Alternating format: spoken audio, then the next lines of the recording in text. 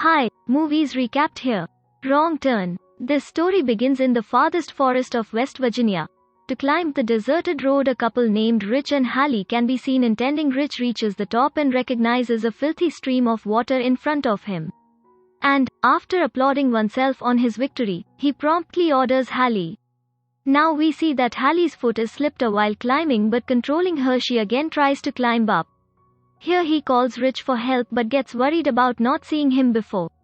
Suddenly she is shocked finding the fallen blood drops on her face. She lays eyes on Rich, who is fallen down by someone. Before understanding anything, someone begins to pull her up forcefully. But she handles herself, cutting her rope. But losing her grip, she falls down, where she sees Rich's corpse. Seeing him, she starts crying. At the same time, some voices are heard from the mountain. Hearing them, she moves to her car in order to rescue her life. But her foot is trapped in a barbed wire and she falls. And that murderer takes her with him, dragging.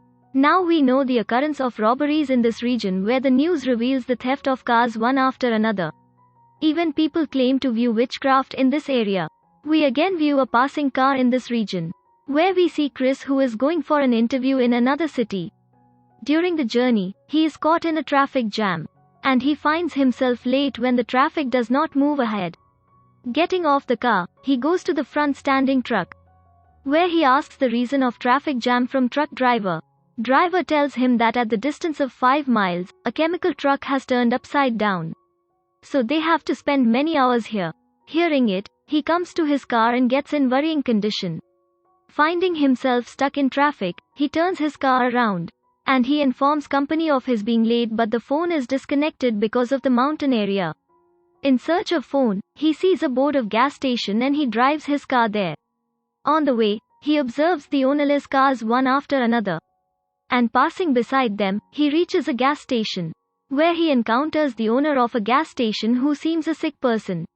Now he tries to inform company people getting of the car, but he cannot contact because the phone is dead. Now he asks the owner of the gas station about the other address which leads to the city, but he ignores his conversation.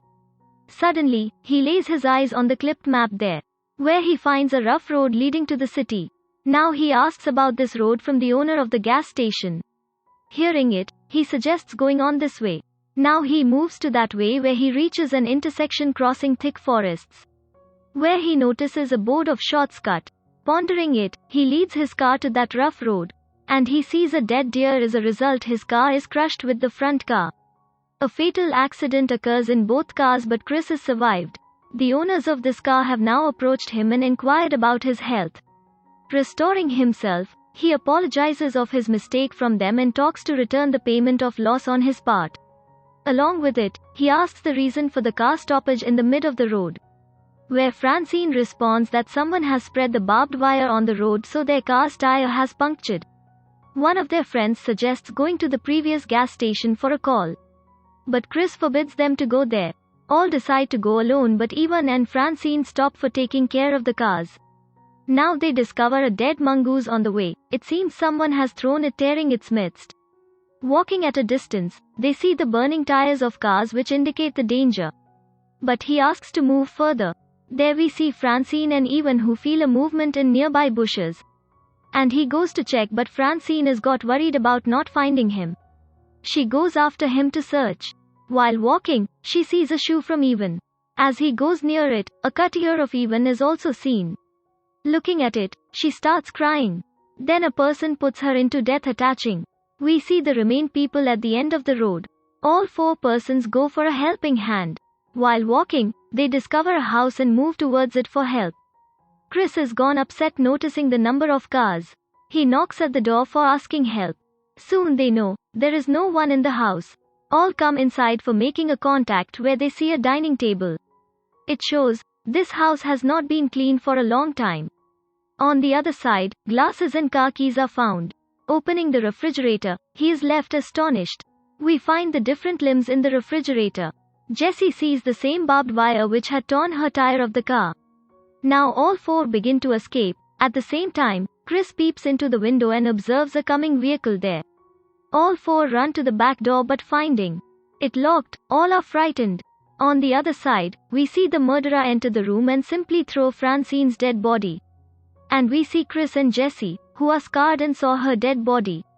We see the three cannibals who place Francine's dead body on the table for the first time.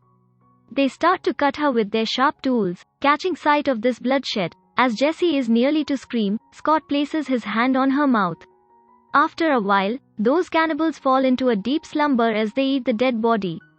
Finding chance, all try to leave stealthily. During it, a cannibal looks at them. Seeing him, all escape at the backside. At first sight, cannibals reach there searching them, and Chris intends to steal their vehicles while screaming to divert his attention away from him. However, a cannibal shoots him, causing him to fall and sustain injuries. Observing it, all three are shocked. Now we notice Scott running into the forest. Noticing the truck, he moves towards it. At the same time, an arrow pierces him, and the other three escape, saving their lives. At a distance, their truck is stuck in the mud, and they have to leave the truck behind. All three lead to the road from the forest, rescuing them.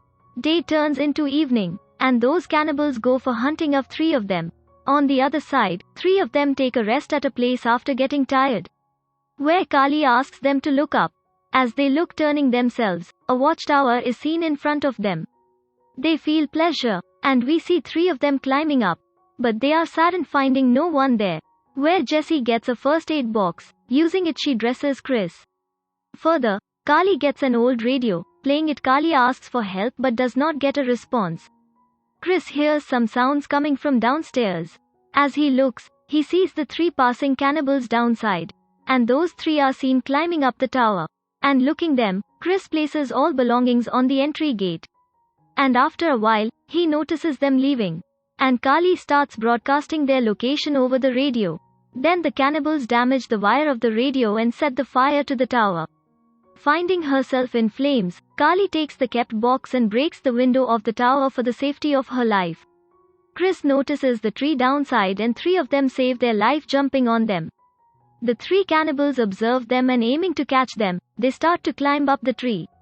And seeing their arrival, three of them are seen to move from one tree to another. While crossing a tree, a cannibal reaches near Kali.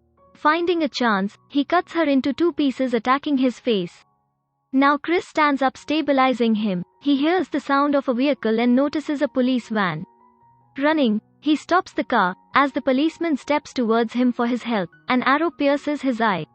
Now we see a cannibal who comes to kill Chris, but Chris hides under the car, saving his life. The cannibal bends to search him but is left astonished, finding nothing. Now we see a house where the cannibals had fastened Jesse. As one-eyed cannibal is about to kill Jesse, he hears a coming vehicle sound from outside. Hearing it, one-eyed cannibal moves to the door. Chris attacks sitting in his car and crushes him. Getting off the car, he kills the last beast with the pointed arrow attacking him. Chris unbinds Jesse, saving her. A cannibal attacks him during this time. Now Jesse kills that cannibal with an arrow while looking at Chris dying. Both of them will be now leaving home. Chris suddenly focused his efforts on the police engine fuel box. This house was burned down by the large blast. We can now see the road where both of them will have reached the gas station by truck. And the owner of the station locks his door threateningly as he sees a truck impending. Chris exits the truck, detaches the map, and walks away. The movie comes to an end here. I hope you liked the explanation and movie also. Please subscribe for more movies explanation.